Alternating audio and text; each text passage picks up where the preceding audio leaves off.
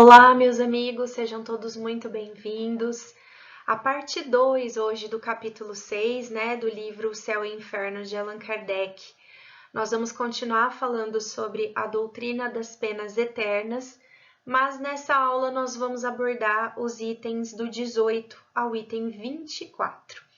Então, antes de iniciarmos a nossa aula, vamos fazer uma prece, elevando as nossas vibrações agora ao alto, pedindo o amparo da espiritualidade amiga para que esteja sempre conosco nesses momentos de estudo, de elevação espiritual.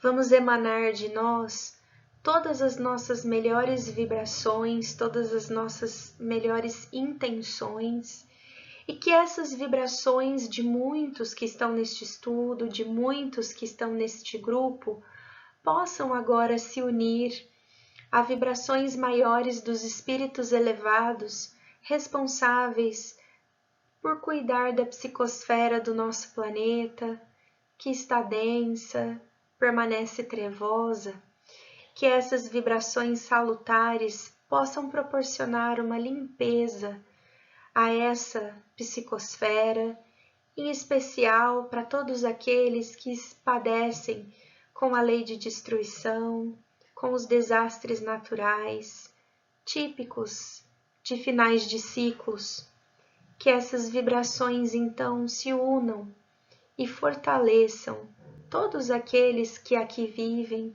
encarnados e desencarnados, para que possamos atravessar este ciclo de mudanças rumo ao novo mundo de regeneração.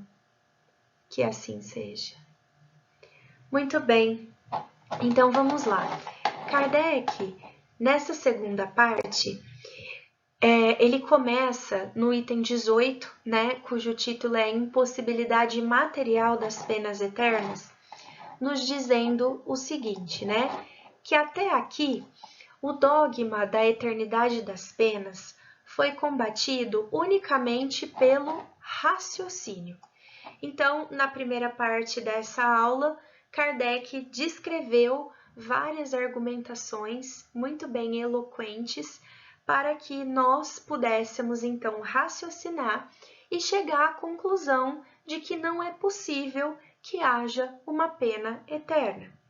Mas, a partir de agora, ele diz o seguinte: vamos mostrá-lo em contradição com os fatos positivos que temos sobre os nossos olhos e provar a sua impossibilidade. Então, a partir de agora, Kardec vai colocar, para que a gente possa refletir, argumentos que são mais tangíveis, que são visíveis aos nossos próprios olhos, dentro da nossa condição de vida, para que a gente raciocine mais ainda e corrobore com essa afirmação de que não há a possibilidade de haver um castigo ou uma pena por toda a eternidade do espírito. E ele começa com a seguinte pergunta: ora, a alma progride? Sim ou não? A alma progride? Sim ou não? Nós sabemos que sim. Nós sabemos que tudo nesse mundo evolui o tempo todo, que é impossível brecar a evolução de algo ou alguém, que tudo é criado com uma razão e que nada é feito de uma maneira inútil. Então, ele diz que toda a questão reside nesse pensamento. Ou seja, se a alma progride, a eternidade das penas é impossível, porque nem ao menos o menor ser, nem aquele ser que tem às vezes um controle mais astuto, por mais que tente brecar a evolução do outro, não consegue. Se este outro se descobre dono de si e se descobre dono do seu próprio raciocínio e da sua forma de pensar, a evolução não vai parar. Então, se você perde a sua carcaça material e física, como que o seu espírito, que é eterno, que nós sabemos que vai chegar até um nível de um espírito crístico, até o nível de um espírito muito mais elevado, um espírito de luz que um dia todos seremos, como que essa alma vai sofrer uma pena eterna. Isso travaria o seu progresso. E lógico, se nós sabemos que tudo progride, é impossível que eu tenha algum elemento que possa travar o progresso da progressão espiritual. Então, aqui no próximo item, né, no item 19, ele vai continuar dizendo o seguinte: é incontestável que a alma, atrasada intelectual e moralmente, como a dos povos bárbaros, não pode ter os mesmos elementos de bem-aventurança, as mesmas aptidões para gozar dos esplendores do infinito do que aquelas cujas faculdades são todas amplamente desenvolvidas. Então vamos lá, vamos pensar o seguinte, né? A ciência, e lembrem-se de que a gente tem que sempre ir com o nosso raciocínio pela ciência, né? Nós já tivemos inúmeras provas de que o espiritismo, muitas vezes, ele diz algo que muito tempo depois a ciência vai comprovar. Um exemplo disso, nós temos, por exemplo, naquele capítulo da Gênese, sobre uranografia, que o capítulo foi uma psicografia do próprio Galileu, né? E o Galileu, em 1800 e pouco, ele já explicava para a gente o processo de formação do sistema solar através da formação das nebulosas, né? Como que se formavam as galáxias, depois como que se formavam as estrelas e os planetas. Isso numa época em que os telescópios eram muito mais rudimentares do que são nos dias de hoje, porque a espiritualidade ainda fala que por mais moderno que nós tenhamos a tecnologia, os nossos instrumentos ainda são muito rudimentares, né? E ainda precisam de muita evolução. Então veja, essa teoria das nebulosas, da formação das galáxias, ela foi provada pela ciência nos últimos 10 anos. E num livro publicado há 200 anos atrás, a teoria já estava escrita ali, certo? De papel passado. E o espiritismo sempre foi muito claro em relação a essa questão, né? Vá sempre pela ciência. Mas a gente vê que a ciência, ela está corroborando com as teses e provando as teses muito tempo depois que elas foram propriamente escritas. Então, se nós pensarmos na teoria da evolução, na teoria científica da evolução, vamos lá, nós viemos possivelmente, né, dos macacos, e temos aulas também, né, no curso da Gênese que falam sobre isso. Desculpem, eu cito muito o curso da Gênese porque lá as explicações são mais minuciosas, né? E é um livro que trabalha muito com o cunho científico. Então, nós temos aquela explicação realmente de que o homem evoluiu do macaco, mas o homem que está agora encarnado no planeta. Quando vieram para cá os exilados, né? A única espécie compatível para que pudesse receber, né, os espíritos que vieram para cá para ajudar exilados de seu orbe distante eram os dos macacos. Então houve todo um planejamento científico de alteração de genoma ali, para que esse macaco pudesse evoluir e pudesse receber, então, espíritos de índole um pouco mais superior à deles, a dos animais, tá? E aí as pessoas se perguntam, né? Mas e aí? Por que então existe macaco ainda? Porque houve uma bifurcação no processo evolutivo, né? Então, alguns da espécie receberam o genoma modificado para receberem espíritos, então, de índole superior e continuaram, então, depois evoluíram para os neandertais e assim foi o progresso até a gente chegar na espécie Homo sapiens que temos hoje. E o macaquinho continuou com a espécie dele ali, sendo macaco, que nós vemos por aí até os dias de hoje. Então, veja bem, o que Kardec quer nos dizer com essa frase, né? Vamos imaginar esse bárbaro, esse neandertal, ou aquele povo que evoluiu um pouquinho mais, mas que ainda cometia barbáries, né? Então matava, afogava, fazia, né, aquelas barbaridades que a gente sabe muito bem, porque não tinha conhecimento de nada, era praticamente bicho, né? Então, todas essas almas já estariam condenadas ao inferno, correto? Todos mataram, né? Todos fizeram coisas ruins. Então, se cada uma dessas almas fosse condenada a uma pena eterna, primeiro que nós não teríamos evolução espiritual aqui no planeta Terra, porque você errou então você não vai ser perdoado, logo você está queimando lá. Teria que estar vindo espírito recém-criado, né, ali simples, ignorante, sem cometer nenhum tipo de erro, teria que estar vindo a todo momento reencarnar aqui. E todos nós estaríamos na nossa primeira encarnação, porque se a gente pensar só na nossa encarnação de hoje, poxa, quantos erros a gente não cometeu?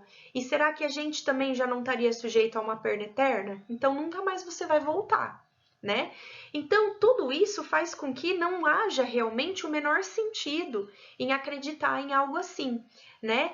Outra coisa que ele coloca ali, essas almas bárbaras ainda e poucos evoluídas, ela não tem ainda os mesmos elementos de bem-aventurança ou as mesmas aptidões para saber aquilo que traz a verdadeira felicidade, né, do que aquelas que já estão com as faculdades totalmente amplamente desenvolvidas.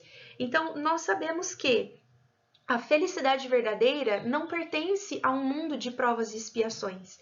Nós só seremos realmente felizes quando formos espíritos muito mais evoluídos, né? Mas essas almas mais primitivas ainda do que a gente também não teriam esse direito, então, de ir errando, de ir se desenvolvendo?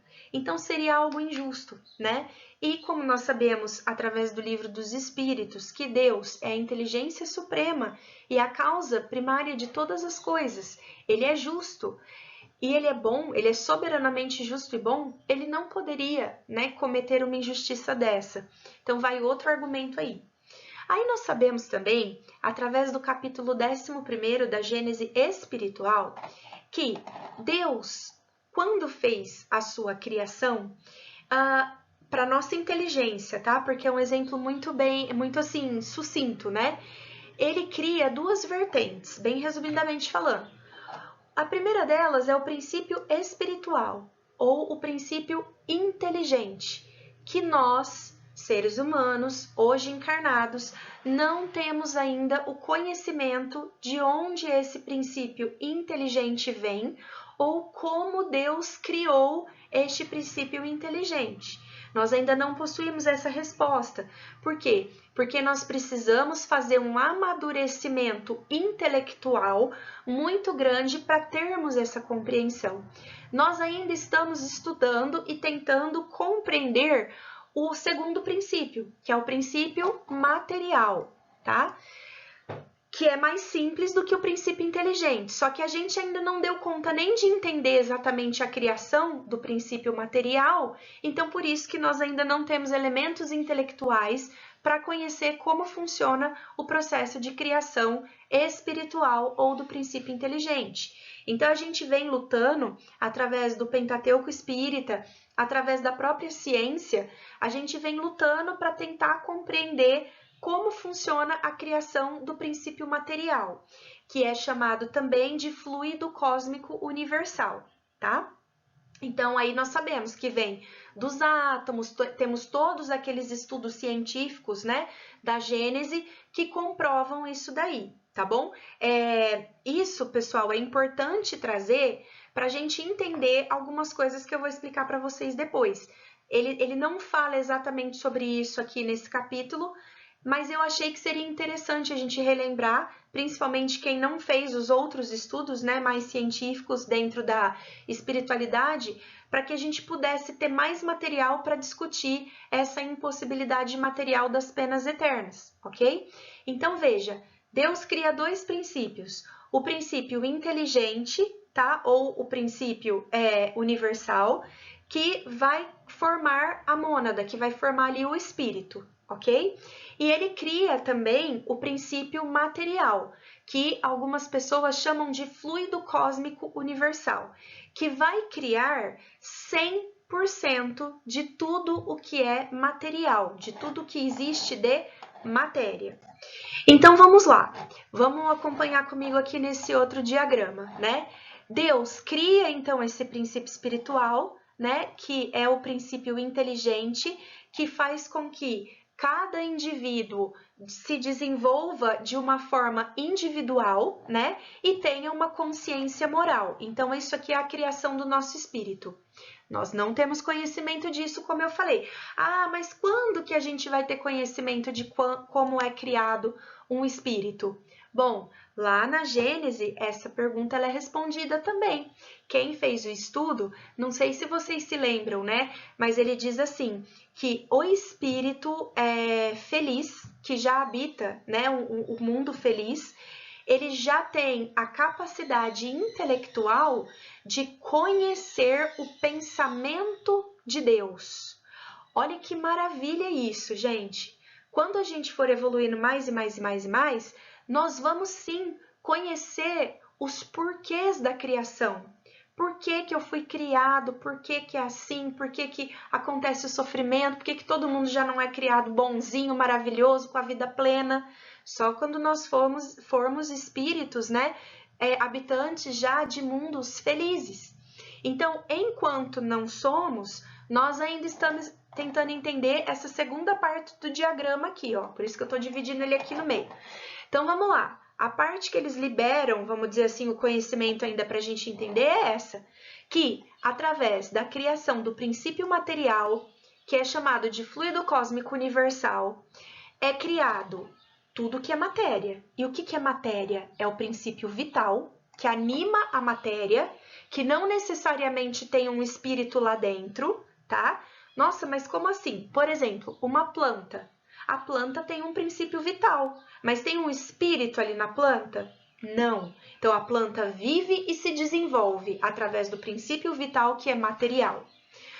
Todo o resto de matéria que a gente conhece é o perispírito, porque nós sabemos que o perispírito também é matéria, só que é uma matéria mais sutil, ok? Então, vamos lá. Relembrando esses ensinamentos lá da Gênese espiritual. Quando nós morrermos, quando nós desencarnarmos, nós não vamos ser espíritos. Nós vamos continuar ainda com um corpo material mais sutil, que é o nosso perispírito. E sabemos também que, a partir do nosso processo evolutivo, tudo que é matéria acaba, vai se decompondo, vai se desagregando, vai se transformando em outras coisas. Logo, como poderia um homem dizer que, ao você desencarnar, você está sujeito a uma pena eterna, se, ao desencarnar, você ainda permanece com a matéria perispiritual, que é uma matéria mais sutil que isso aqui, ó, que o corpo de carne, que a pedra, que a mesa que você está sentada, mas ainda assim é matéria. Então, como? Como isso é possível? Percebem? Por isso que eu trouxe esse diagrama aqui para a gente pensar nisso. Nós não sabemos ainda o que acontece em relação à desencarnação quando nós já estivermos libertos da parte perispiritual, da parte material. Lá, nesse momento, nós já vamos entender como é que Deus pensa. Mas aqui, do jeito que a gente está ainda, a gente não entende.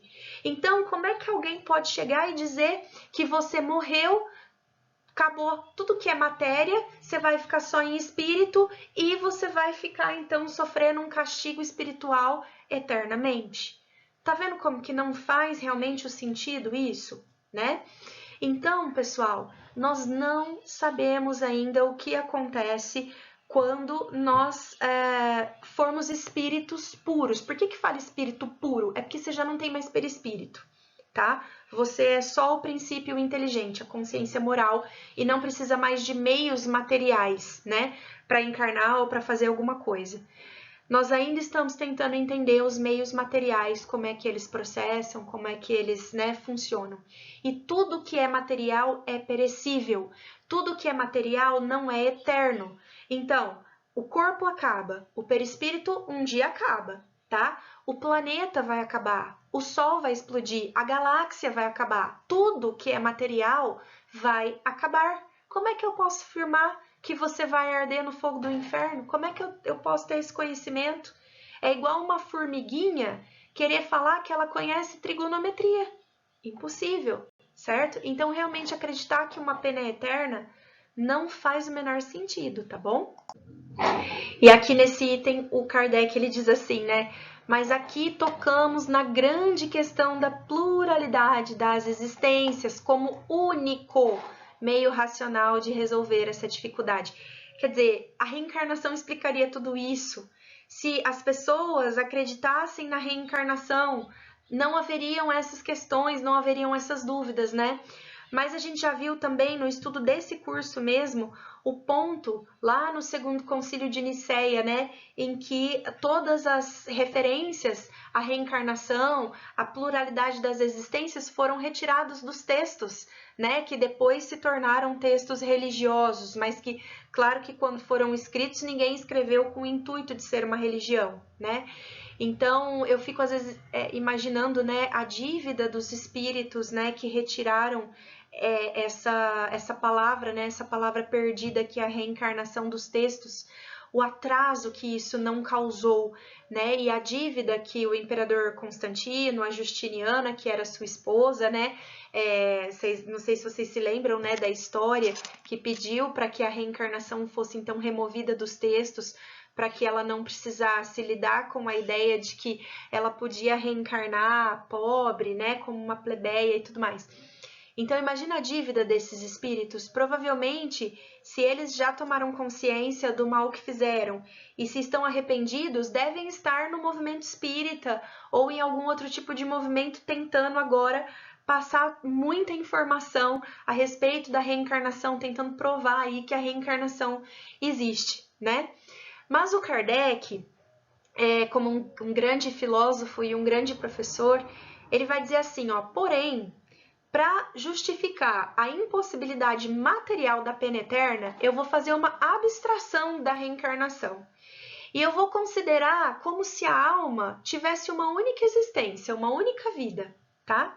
E aí ele dá um exemplo de um jovem, né, desencarnado, que é um exemplo muito interessante que está escrito aqui no texto, mas que basicamente diz o seguinte: vocês imaginem um jovem e aos 20 e poucos anos esse jovem ele cometeu erros, ele cometeu excessos da juventude por falta de maturidade e tal, e ele desencarna cedo. Então, pela teoria das penas eternas, ele nunca mais vai ser perdoado. Só que esse jovem ele não teve tempo de vida o suficiente para que ele pudesse amadurecer. Conforme a gente vai amadurecendo ao longo da nossa vida, quantas vezes a gente não para pensar e fala assim, poxa, se aquela situação que eu passei lá atrás fosse diferente, fosse hoje, com a experiência que eu tenho, como eu teria agido de uma forma diferente? E normalmente essa forma diferente que a gente teria agido seria uma forma mais calma, uma forma mais equilibrada de resolver as questões. Mas, se eu desencarnei lá no comecinho da minha juventude, não tive ainda a chance, eu não tive esse tempo para regenerar o meu espírito, para pedir perdão, para reparar os erros que eu fiz, então nunca mais eu vou ter essa chance porque eu já vou direto para o fogo do inferno? Percebem como realmente seria uma contradição às leis divinas, porque seria um Deus injusto que permite isso, então, né?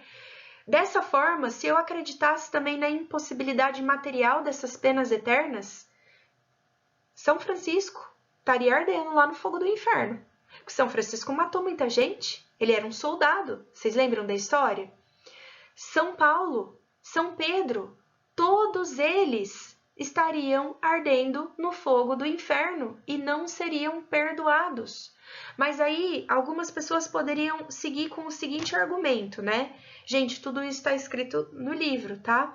Poxa, mas essas almas foram tocadas por Deus, né? Então Deus reencarnado, né, através de Nosso Senhor Jesus Cristo ou através de outras entidades que guiaram esses homens, poderiam chegar e falar, olha, vocês então agora precisam mudar, eu preciso de vocês para o meu movimento, então vocês estão perdoados de todos os seus pecados e agora vão virar santo, né?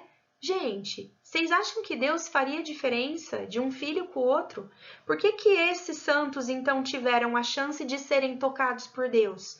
Por que que Deus falou com eles? Vamos dizer assim, tá, pessoal? Tudo entre aspas, tá? Para deixar bem claro.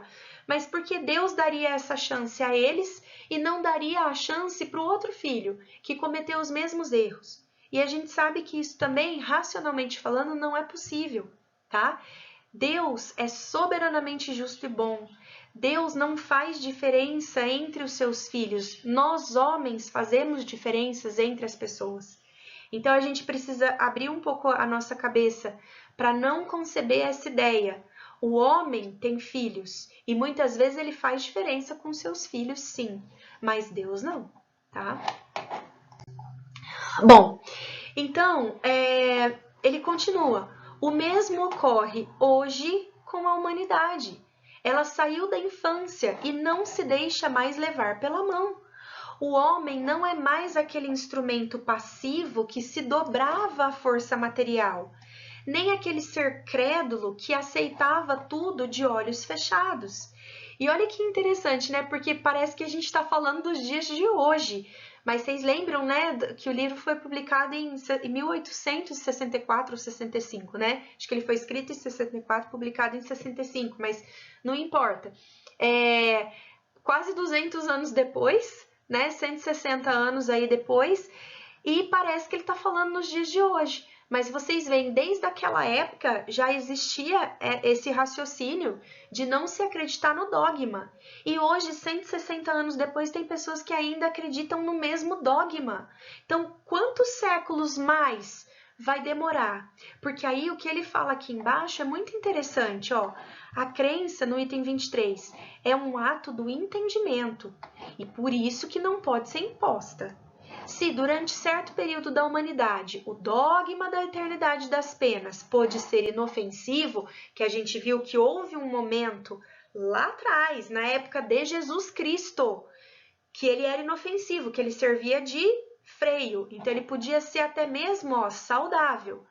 Mas chega um momento em que esse dogma se torna perigoso.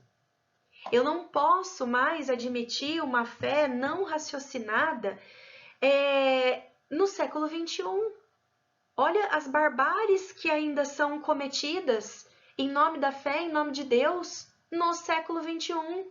Povo fazendo guerra ainda contra povo, né? Povos tendo comportamentos ainda absurdos de apedrejar a pessoa na rua, de cortar a mão da pessoa. Isso acontece em algumas culturas ainda, né? Então, pessoal, acreditar também durante muito tempo num determinado dogma e não começar a raciocinar em cima disso, passa de ser uma conduta de, tudo bem, eles precisam desse freio para ser uma conduta perigosa. O mundo precisa, né, da evolução. Lembrem-se, tudo evolui o tempo todo, não se pode brecar a evolução, tá bom? E aí, ele diz o seguinte: por que então querer, a toda força, manter uma crença que cai em desuso e que, em última análise, faz mais mal do que bem à religião? Olha a coragem de Allan Kardec falando há 160 anos atrás. Que hoje é fácil falar o que ele está falando aqui, mas vocês imaginam naquela época. Ele diz assim: infelizmente é triste dizer, mas uma questão material domina aqui a questão religiosa. Essa crença foi amplamente explorada, com auxílio do pensamento de que com dinheiro se podia fazer abrir as portas do céu e se preservar do inferno. As quantias que essa crença rendeu e que ainda rende, e que hoje, em 2024, ainda rende, são incalculáveis. É o imposto cobrado sobre o medo da eternidade, sendo este imposto facultativo. O produto é proporcional à crença. Se a crença não existe mais, o produto, então, se torna nulo. Olha a coragem de dizer, há 160 anos atrás, que a igreja não abre mão da crença da pena eterna, porque através dessa crença você tem medo. E através desse teu medo, você paga pela sua liberdade, pela sua vaga no céu. Muita coragem, né, pessoal? Eu confesso para vocês que eu, às vezes, e olha que eu não sou católica, eu não vim de um berço católico, né? Eu já nasci numa família espírita A minha avó já era espírita, a minha mãe era espírita, então eu não conhecia outras religiões. Mas mesmo assim, eu me sinto um pouco mal às vezes, né? Eu me sinto desacatando um templo religioso ao insinuar muitas vezes que esse templo religioso ele está muito atrás do dinheiro. Então, tamanha é a crença, né, limitante, é a crença colocada na sociedade, na nossa cabeça, de que a igreja é a casa de Deus. E a casa de Deus, ela tem que ser rica, ela tem que ter ouro, ela tem que ter ornamentos, ela tem que ter objetos de adoração, né, estátuas. E não, a gente sabe que não. Você é um templo de Deus. O seu princípio inteligente vem diretamente da fonte criadora, que é Deus. Então, Deus está dentro de nós. A gente não precisa de um templo de pedra, de um objeto de adoração para que a gente chegue perto de Deus. A gente vai chegar cada vez mais perto através da evolução. Como é que a gente evolui? Vocês lembram? São dois braços, a parte moral e a parte intelectual. E assim, colocando a sua inteligência em uso, aprendendo o máximo de coisas que você puder aprender e colocando moralidade, colocando amor e caridade para tratar o ser humano dentro de tudo aquilo que você já sabe e que você ainda está buscando aprender, é só assim que a gente vai evoluir. E é só assim que a gente vai chegar perto de Deus. E Deus sabe que você vai cometer erros, mas sabe também que a partir do momento que você se arrepender sinceramente dos seus erros, você vai ser perdoado e você vai ter a chance de reparar todo o mal que você fez. E assim nós vamos evoluindo, até chegarmos ao ponto de sermos espíritos tão evoluídos para poder compreender qual é o pensamento de Deus e por que a criação acontece dessa forma. Uma boa noite a todos vocês e até a nossa próxima aula. Até mais!